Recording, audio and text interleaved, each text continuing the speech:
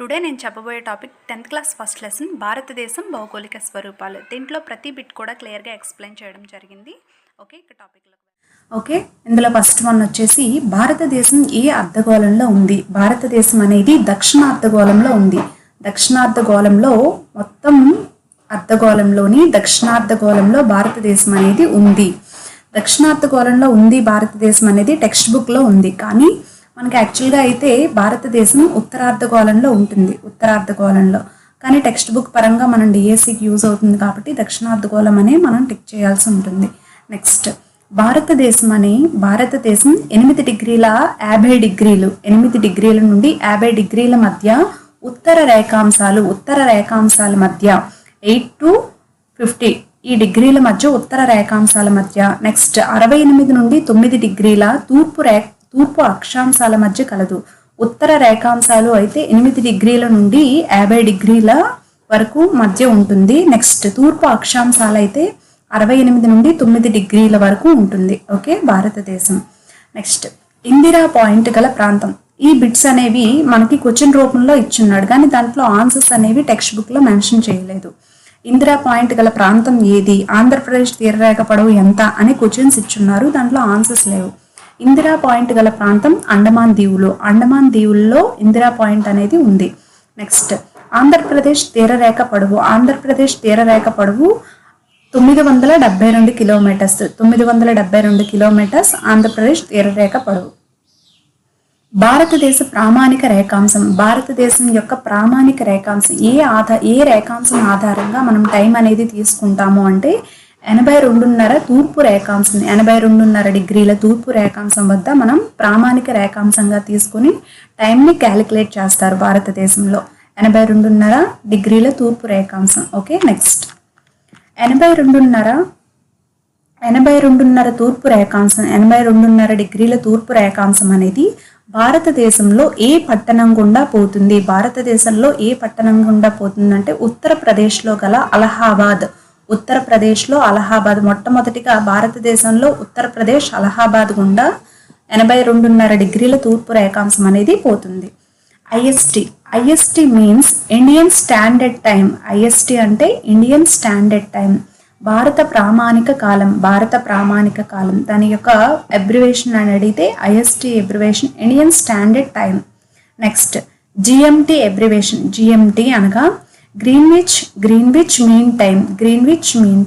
యాక్చువల్గా మొత్తం ప్రపంచంలో జిఎంటి ఆధారంగా కాలాన్ని లెక్కిస్తారు. మన భారతదేశంలో అయితే ఐఎస్టి ఆధారంగా కాలాన్ని లెక్కిస్తారు. ఓకే, జిఎంటి అంటే ఏంటి? Greenwich mean time. భారతదేశ ప్రామాణిక కాలం గ్రీన్విచ్ ప్రామాణిక కాలం. ఐఎస్టికి జిఎంటికి మధ్య ఎన్ని గంటల ముందు ఉంటుంది? భారతదేశం యొక్క ప్రామాణిక కాలం గ్రీన్విచ్ ప్రామాణిక కాలం కంటే ఎన్ని గంటల ముందు ఉంటుంది అంటే 5.5 గంటల ముందు ఉంటుంది. ఓకే, నెక్స్ట్ బంగ్లాదేశ్తో భారతదేశ సరిహద్దు పొడవు ఎంత? భారతదేశం అనేది బంగ్లాదేశ్తో ఎంత సరిహద్దును కలిగి ఉంది అనంటే 4096 కిలోమీటర్స్. 4096 కిలోమీటర్స్. యాక్చువల్గా ఈ బిట్ అనేది బాక్స్లో ఇచ్చున్నారు. బంగ్లాదేశ్తో భారతదేశ సరిహద్దు పొడవు ఎంత అని 4096 కిలోమీటర్స్. 4096 కిలోమీటర్స్. నెక్స్ట్ అహ్మదాబాద్ ఇంపాల్లో ముందుగా సూర్యోదయం అయ్యే ప్రాంతం ఎక్కడా అనంటే ఇంపాల్. మనకి ఇది బిట్ అనేది బాక్స్లో ఇవ్వడం జరిగింది. అహ్మదాబాద్ ఇంపాల్లో ముందుగా సూర్యోదయం అయ్యే ప్రాంతం ఎక్కడా అంటే ఇంపాల్లో ముందుగా సూర్యోదయం అవుతుంది.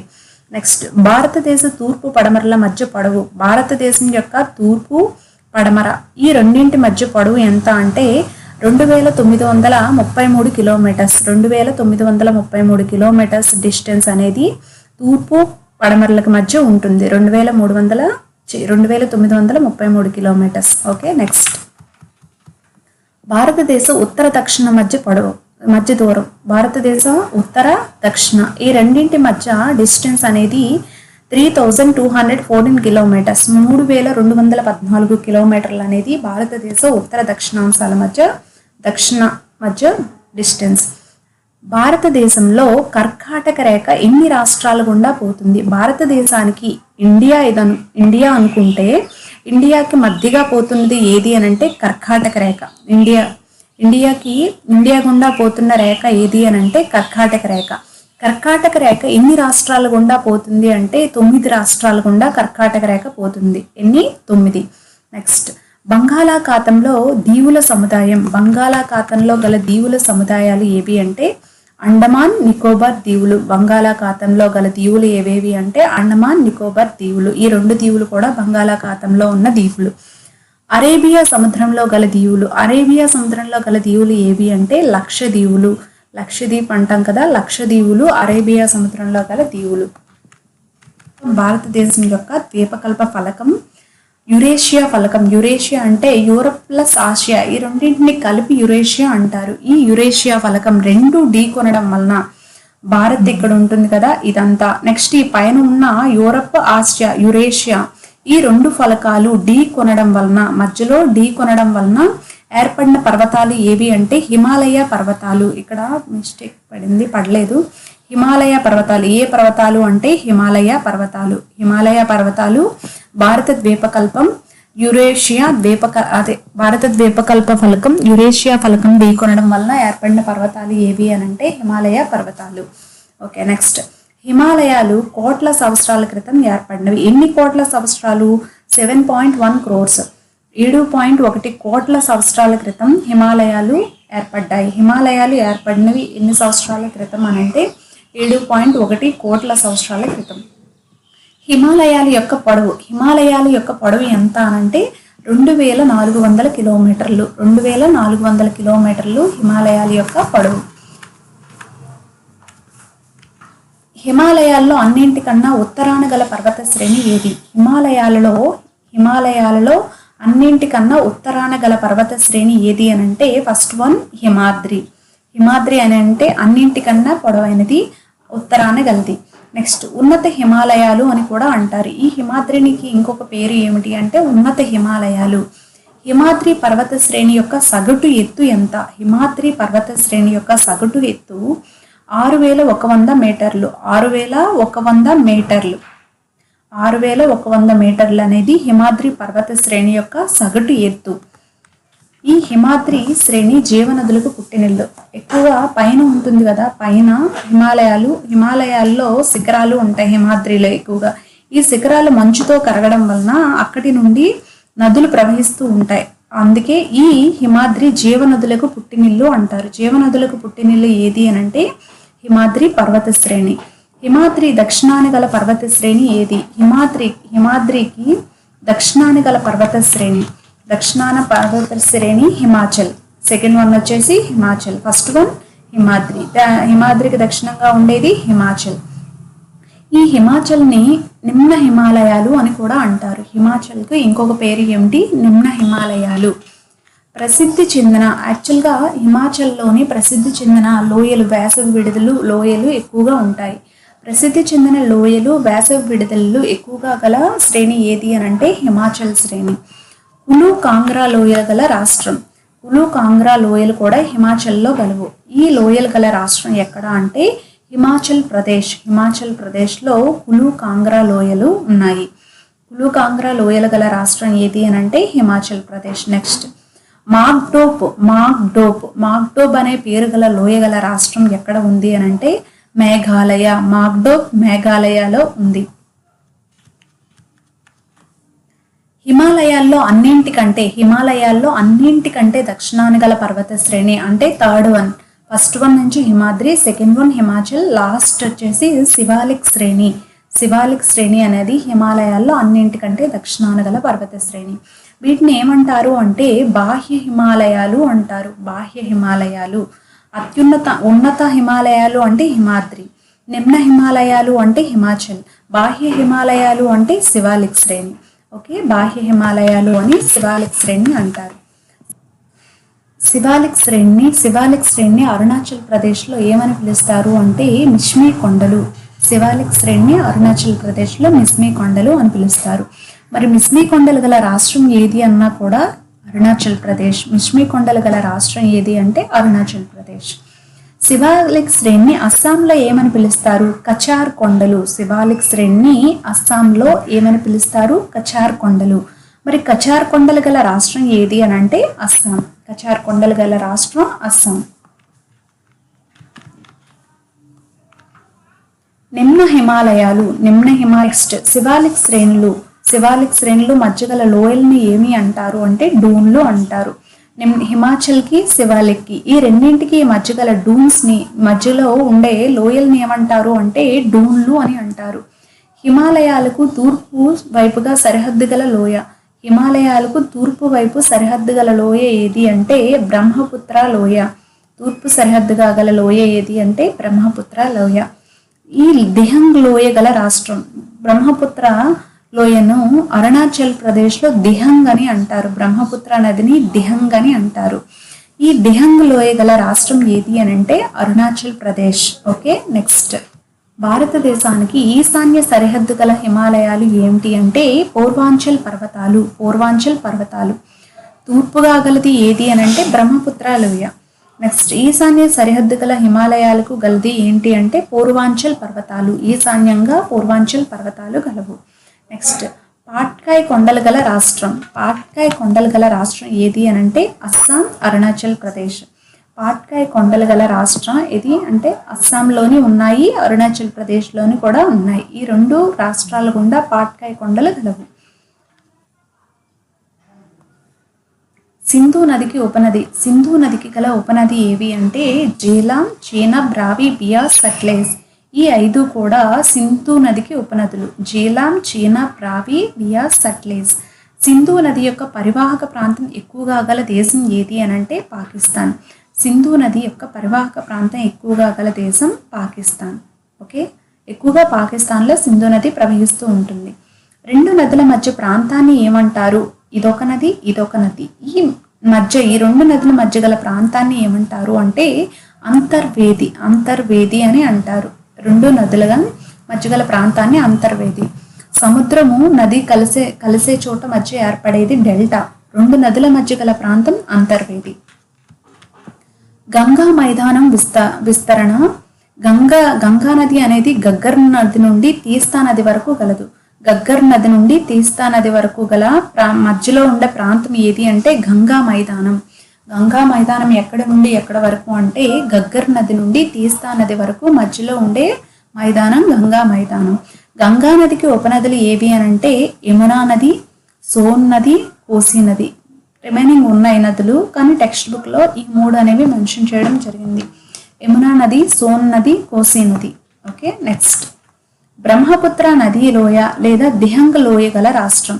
బ్రహ్మపుత్ర నదీ లోయ లేదా దిహంగ్ లోయ గల రాష్ట్రం అస్సాం. ఓకే, అస్సాం. అరుణాచల్ ప్రదేశ్లో కూడా ఉంది, అస్సాంలో కూడా ఉంది.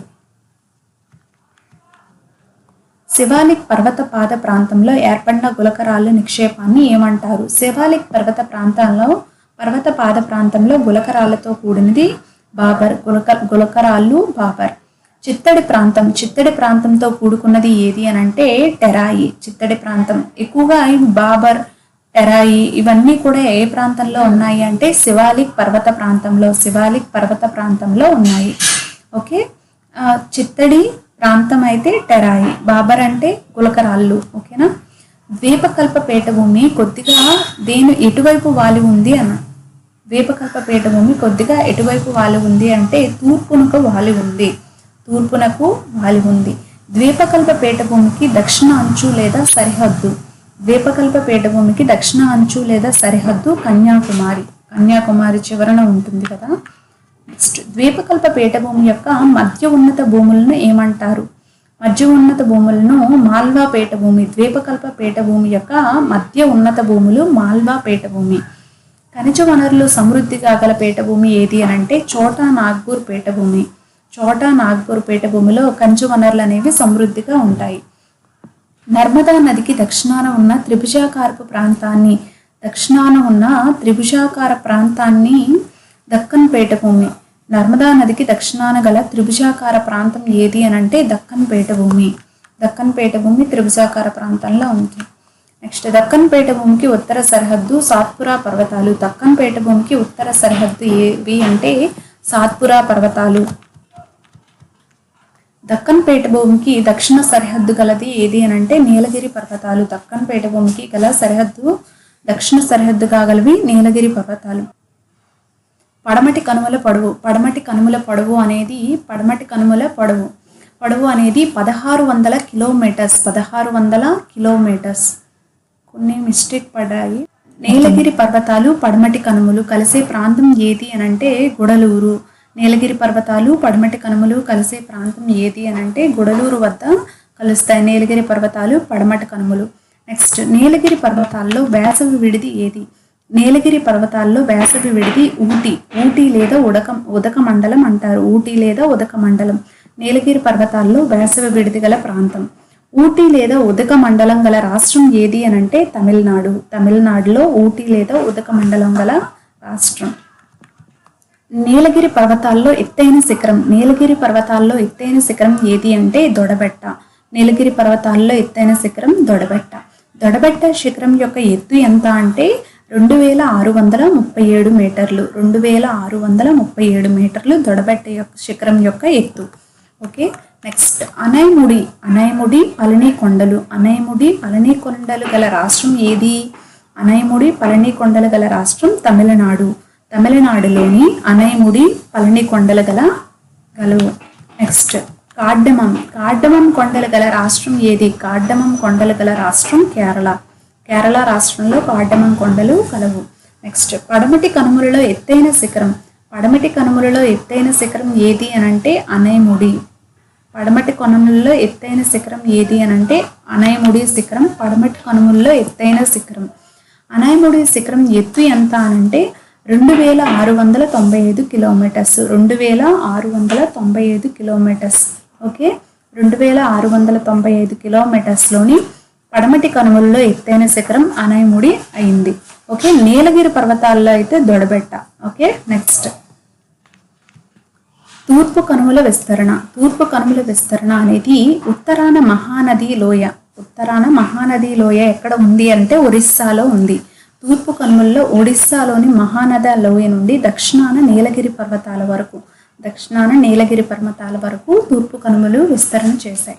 ఓకే. పశ్చిమ కనుమల్లో పుట్టిన నది ఏది అని అంట. పశ్చిమ కనుమల్లో పుట్టిన నదులు గోదావరి కృష్ణానది. ఈ రెండు నదులు కూడా పశ్చిమ కనుమల్లో పుట్టాయి. గోదావరి నది, కృష్ణానది. గోదావరి కృష్ణా నదులు కలిసే సముద్రం ఏది? గోదావరి కృష్ణా నదులు కలిసే సముద్రం బంగాళాఖాతం. ఈ రెండు నదులు కూడా బంగాళాఖాతంలో, తూర్పున గల బంగాళాఖాతంలో కలుస్తాయి. పశ్చిమం నుండి తూర్పునకు ప్రవహిస్తూ బంగాళాఖాతంలో కలుస్తాయి గోదావరి కృష్ణా నదులు. నెక్స్ట్, తూర్పు కనుమల్లో సగటు ఎత్తు. తూర్పు కనుమల యొక్క సగటు ఎత్తు ఎంత అంటే 900 మీటర్లు. 900 మీటర్లు అనేది తూర్పు కనుమల యొక్క సగటు ఎత్తు. తూర్పు కనుమలలో ఎత్తైన పర్వతం ఏది? తూర్పు కనుమలలో ఎత్తైన పర్వతం ఆరోమాకొండ. ఆరోమాకొండ చింతపల్లిలో కలదు. ఆరోమాకొండ ఎక్కడ కలదు? చింతపల్లిలో కలదు. ఈ ఆరోమాకొండ తూర్పు కనుమలలోని ఎత్తైన పర్వతం ఆరోమాకొండ. నెక్స్ట్, తారెడారి పర్వత వర్షఛాయ ప్రాంతంలో కలదు. తారెడారి ఎక్కడ ఉంది అనంటే పర్వతాల వర్షఛాయ ప్రాంతంలో, అంటే అక్కడ వర్షాలు పడవు. ఆ వర్షఛాయ ప్రాంతంలో తారెడారి కలదు.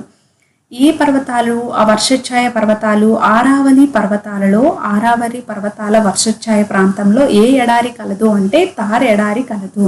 ఓకేనా. నెక్స్ట్, తార్ ఎడారి అధికంగా విస్తరించి ఉన్న రాష్ట్రం ఏది అనంటే రాజస్థాన్లో తార్ ఎడారి అధికంగా విస్తరించింది. తార్ ఎడారిలో ప్రవహిస్తున్న నది ఏది? లూని నది.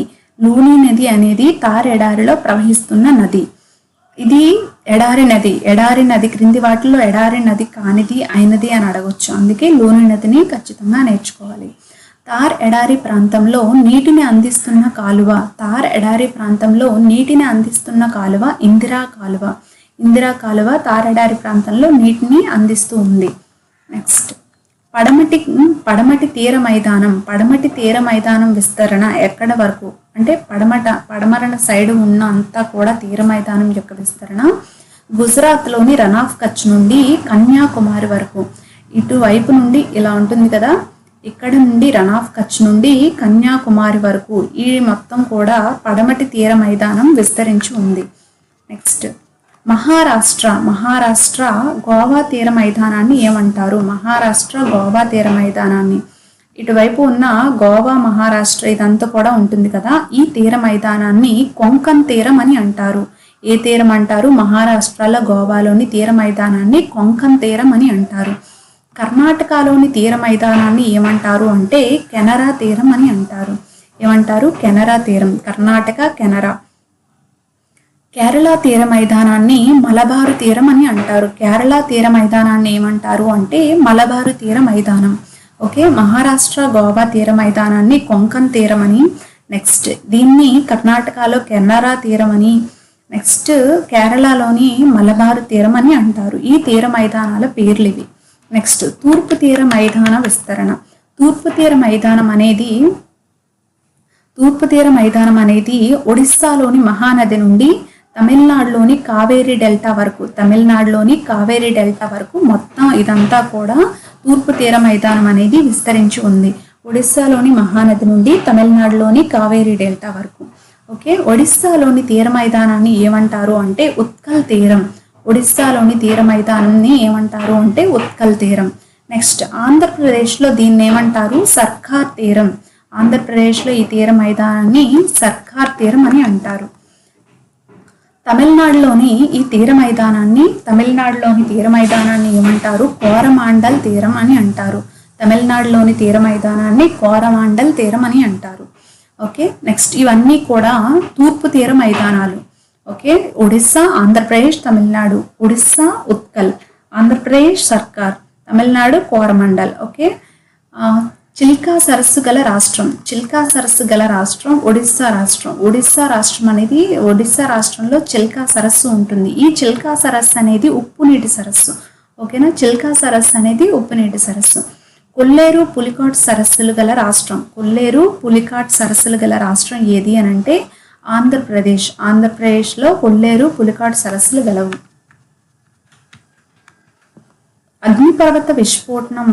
అగ్నిపర్వతాల యొక్క విస్ఫోటనం వలన ఏర్పడిన దీవులు ఏవి అనంటే నార్కోండం, బారెన్ దీవులు. నార్కోండం, బారెన్ దీవులు అనేవి అండమాన్ దీవుల్లో ఉంటాయి. నార్కోండం, బారెన్ దీవులు అండమాన్ దీవుల్లో ఉంటాయి. ఈ నార్కోండం, బారెన్ దీవులు అనేవి అగ్నిపర్వత విస్ఫోటనం వలన ఏర్పడిన దీవులు. భారతదేశంలో దక్షిణ అంచు ఏది అనంటే ఇందిరా పాయింట్. భారతదేశంలో దక్షిణ అంచు, చివరి అంచు ఏది అనంటే ఇందిరా పాయింట్. ముంపునకు గురైన దీవి ఏది? ముంపునకు గురైన దీవి అంటే పూర్తిగా తుఫాను కారణంగా పూర్తిగా అది ఎక్కడ కూడా కనిపించకుండా ముంపునకు గురైన దీవి ఏది అని అంటే ఇందిరా పాయింట్. ఇప్పుడు మనకి ఇందిరా పాయింట్ అనేది కనిపించదు, పూర్తిగా తుఫానులో ముంపునకు గురైంది. నెక్స్ట్ ప్రవాల బిత్తికల వల్ల ఏర్పడిన దీవులు ఏవి? ప్రవాల బిత్తికల వలన ఏర్పడిన దీవులు లక్షద్వీపులు. లక్షద్వీపులు మొత్తం కూడా ప్రవాల బిత్తికల వలన ఏర్పడ్డాయి. లేదా పగడపు దీవులు అని పిలువబడేవి కూడా లక్షద్వీపులు. లక్షద్వీపుల్ని పగడపు దీవులు అని అంటారు. లక్షద్వీపుల యొక్క విస్తీర్ణం ఎంత అంటే 32 చదరపు కిలోమీటర్ల వరకు లక్షద్వీపులు విస్తరించి ఉన్నాయి. మూడు సముద్రాల గల ప్రదేశం ఏది అనంటే తమిళనాడు. మూడు సముద్రాల గల ప్రదేశం. ఇటువైపు ఉన్న అరేబియా సముద్రం, బంగాళాఖాతం, హిందూ మహాసముద్రం. ఈ మూడు సముద్రాల గల ప్రదేశం ఏది అనంటే తమిళనాడు. భారతదేశం శ్రీలంకను వేరు చేయి జలసంధి ఏది? భారతదేశాన్ని శ్రీలంకని విడదీయు జలసంధి, మధ్యలో ఉండే జలసంధి పాక్ జలసంధి. దాని పేరు ఏంటంటే పాక్ జలసంధి. భారతదేశంలో రాష్ట్రాలు, కేంద్రపాలిత ప్రాంతాలు ఎన్ని? భారతదేశంలో రాష్ట్రాలు, కేంద్రపాలిత ప్రాంతాలు 29 రాష్ట్రాలు, 7 కేంద్రపాలిత ప్రాంతాలు ఉండేవి. యాక్చువల్గా ఇది టెక్స్ట్ బుక్ ప్రకారం 29 రాష్ట్రాలు, 7 కేంద్రపాలిత ప్రాంతాలు. కానీ ప్రస్తుతం 2021 ప్రస్తుతం అయితే ఉండే రాష్ట్రాలు ఎన్ని అంటే 28 రాష్ట్రాలు, 8 కేంద్రపాలిత ప్రాంతాలు. 28 రాష్ట్రాలు, 8 కేంద్రపాలిత ప్రాంతాలు ప్రస్తుతం ఉన్నాయి. కానీ టెక్స్ట్ బుక్లో 29 states, 7 union territories. Okay, next సంవత్సరం కాలమంతా నిరంతరంగా ప్రవహించే నదిని ఏవి అంటారు అంటే సంవత్సరం కాలమంతా నిరంతరంగా ప్రవహిస్తూ ఉండే నదిని ఏమంటారు అంటే జీవనది సంవత్సరం అంతా ప్రవహిస్తూనే ఉంటుంది. ఉత్తరార్ధగోళంలో ఊహాత్మకమైన ఖండం ఏది? ఉత్తరార్ధగోళంలో ఊహాత్మకమైన ఖండం. ఇదంతా కూడా ఉత్తరార్ధగోళం అనుకోండి. ఈ ఉత్తరార్ధగోళంలో ఊహాత్మకమైన ఖండం దీన్ని ఏమంటారు అంటే లారెన్సియా. లారెన్సియా భూభాగానికి మరొక పేరు ఏమిటి అంటే అంగారా భూమి. ఉత్తరార్ధగోళంలో ఊహాత్మకమైన ఖండం లారెన్సియా ఖండం. దీనికి ఇంకొక పేరు ఏమిటి అంటే అంగారా భూమి. ఓకే, ఇందిరా పాయింట్ని డాష్ అని కూడా అంటారు. ఇందిరా పాయింట్ని పిగ్మాలియన్ పాయింట్ అని అంటారు. ప్రపంచంలో ఎత్తైన శిఖరం ఏది? ప్రపంచంలో ఎత్తైన శిఖరం ఎవరెస్ట్ శిఖరం. 8848 మీటర్లు. 8848 మీటర్లు దీని యొక్క పొడవు, ఎవరెస్ట్ యొక్క పొడవు. భారతదేశం యొక్క భౌగోళిక విస్తీర్ణం 32.8 మీటర్ల చదరపు కిలోమీటర్లు. 32.8 మిలియన్ల చదరపు కిలోమీటర్లు. ఓకే, 32.8 మిలియన్ల చదరపు కిలోమీటర్లు. పశ్చిమ కనుమలకు మరొక పేరు సహ్యాద్రి శ్రేణులు. ఇవన్నీ కూడా టెక్స్ట్ బుక్ బ్యాక్లో ఉన్న బిట్స్. పశ్చిమ కనుమలకు మరొక పేరు సహ్యాద్రి శ్రేణులు అని కూడా అంటారు. నెక్స్ట్, భారతదేశం యొక్క సరిహద్దును పంచుకున్న దేశాలు ఏవి అని అంటే 7 దేశాలు భారతదేశంతో సరిహద్దును పంచుకున్నాయి. 1 పాకిస్తాన్, 2 ఆఫ్ఘనిస్తాన్, 3 చైనా, 4 నేపాల్, 5 భూటాన్, 6 బంగ్లాదేశ్, 7 మయన్మార్. ఇవన్నీ కూడా భారతదేశంతో సరిహద్దుగా పంచుకున్న దేశాలు. భారత భూభాగంలో అన్నింటికంటే ఉత్తరాన ఉన్న అక్షాంశం. భారత భూభాగంలో అన్నింటికన్నా ఉత్తరాన ఉన్న అక్షాంశం 37 డిగ్రీల 6 నిమిషాలు. ఓకేనా, 37 డిగ్రీల 6 నిమిషాల ఉత్తర అక్షాంశం. 37 డిగ్రీల 6 నిమిషాల ఉత్తర అక్షాంశం. భారత భూభాగంలో అన్నింటికంటే దక్షిణాన ఉన్న అక్షాంశం ఏది అంటే 8 డిగ్రీల 4 నిమిషాల తూర్పు అక్షాంశం. 8 డిగ్రీల 4 నిమిషాల తూర్పు అక్షాంశం. భారతదేశం యొక్క భూభాగంలో అన్నింటికన్నా తూర్పున గల రేఖాంశం ఏది అని అంటే 68 డిగ్రీల 7 నిమిషాల తూర్పు రేఖాంశం. 68 డిగ్రీల 7 నిమిషాల తూర్పు రేఖాంశం. ఇందులో ప్రతి బిట్ అనేది మెన్షన్ చేయడం జరిగింది. ఇంకా ఏవైనా మిస్ అయితే కింద కామెంట్ బాక్స్లో కామెంట్ చేయండి. ఓకేనా, థ్యాంక్ యూ.